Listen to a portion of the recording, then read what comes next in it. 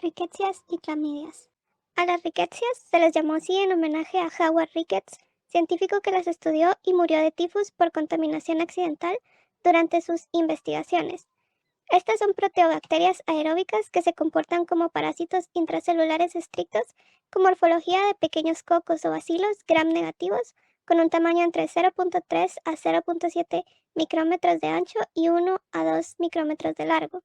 Tienen ADN, ARN y ribosomas para la síntesis de proteínas. En general no pueden metabolizar la glucosa como sustrato, puede sintetizar ADP, pero no ATP, el cual obtienen de la célula hospedadora. Poseen dos envolturas, una membrana citoplasmática interna y una pared celular más externa.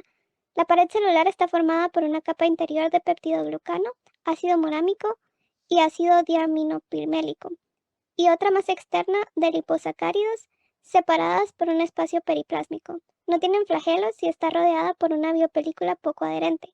Con 1.1 megapares de bases, tienen un genoma más pequeño que el de las bacterias convencionales.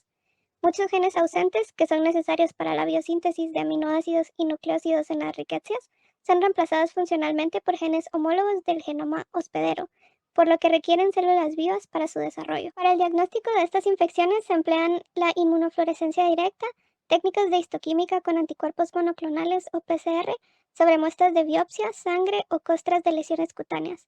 Para las tinciones no se colorean bien con la tinción Gram, pero sí con la tinción de Giemsa y de Jiménez, que permiten visualizarlas con el microscopio óptico compuesto.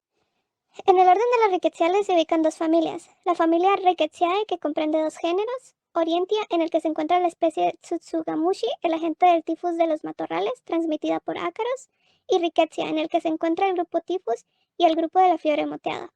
La familia Anaplasmaceae, que también comprende dos géneros, Anaplasma, en el que se encuentran las especies Anaplasma phagocytophilum, causante de la anaplasmosis granulocítica humana, y Ehrlichia, en el que se encuentra la especie Ehrlichia chofensis, causante de la erliquiosis monocítica humana, que afecta a la serie monocito macrófago y en menor grado a plaquetas y eritrocitos. Se ha excluido de las rickettsiales a Coxiella por pertenecer a otro grupo filogenético y a Bartonella porque pueden desarrollarse en medios sintéticos artificiales, comportándose como parásitos endocelulares facultativos. Se reproducen por fisión binaria en el citoplasma y ocasionalmente en el núcleo de las células que infecta, principalmente endoteliales y linfoides circulantes. El tiempo de generación es de 8 a 10 horas y pueden producir hasta 800 bacterias por células. Son agentes patógenos de muy alto riesgo, la dosis infecciosa mínima es de menos de 10 bacterias. Las rickettsias originan la rickettsiosis, enfermedades infecciosas zooníticas, es decir, que pueden transmitirse entre animales y seres humanos. Son transmitidas por picaduras de ácaros o garrapatas y por las deyecciones contaminadas de piojos, pulgas y ratas, que pueden desempeñarse tanto de vector como de reservorios. Pueden infectar una gran variedad de animales vertebrados y a seres humanos, en quienes producen enfermedades de gravedad leve a fulminante y en ciertos casos infecciones persistentes que los convierten en reservorio continuo de la enfermedad. Estas penetran en las células por medio de un mecanismo de fagocitosis inducida por el parásito y quedan dentro de un fagosoma. Casi inmediatamente la enzima fosfolipasa A2 de las rickettsias destruye la membrana fagosómica, evitando así la acción lítica de los lisosomas, y los microorganismos se esparcen y reproducen activamente en el citoplasma eucariota hasta que su número destruye la célula y se liberan para reiniciar el ciclo. En algunas especies la liberación se produce por exocitosis con filopodios o por pasaje intracelular sin lisis. La característica más importante de las rickettsias es que se multiplican dentro de las células endoteliales de los capilares de la piel, cerebro y corazón. Inicialmente producen una depresión de ATP, seguida de pérdida de sodio y agua, acumulación de catabolitos bacterianos y liberación de endotoxinas y daño celular por la formación de intermediarios reactivos de oxígeno, que finalmente producen la lisis de la célula hospedadora. Esto se traduce en lesiones vasculares con formación de trombos que generan gangrenas distales a la trombosis, alteración de la permeabilidad capilar, exantemas, fiebre y manifestaciones sistemáticas graves como el shock séptico. Debido a la capacidad de las rickettsias de destruir células del sistema inmune, genera inmunodeficiencias secundarias que predisponen a infecciones oportunistas muy severas en pacientes VIH positivos.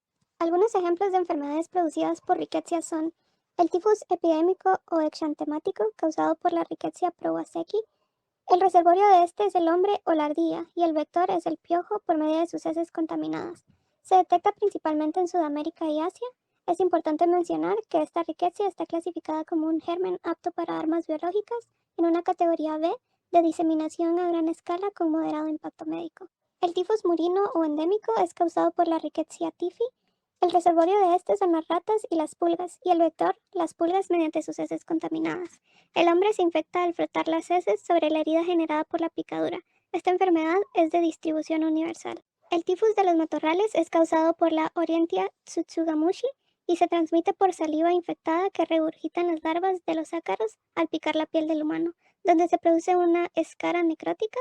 Las larvas de los ácaros son a la vez reservorios y vectores. Las clamidias son bacterias muy semejantes a las rickettsias, pero tienen un ciclo intracelular de reproducción más complejo. También comparten la condición de ser parásitos intracelulares estrictos.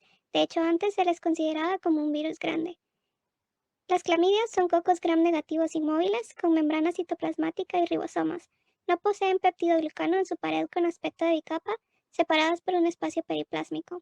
No poseen cápsula ni flagelos, pero pueden tener proyecciones en su superficie y un complejo grupo de proteínas en la membrana externa responsables de la gran variabilidad antigénica, del tropismo e infectividad.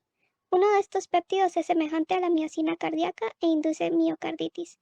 Poseen ADN y ARN, pero no producen su propio ATP, por lo cual las ATP-ADP transferasas están presentes en todas las especies de clamidias. Su genoma es de 1.23 megapares de bases. Como no se han detectado citocromo ni flavoproteínas, se cree que son anaerobios.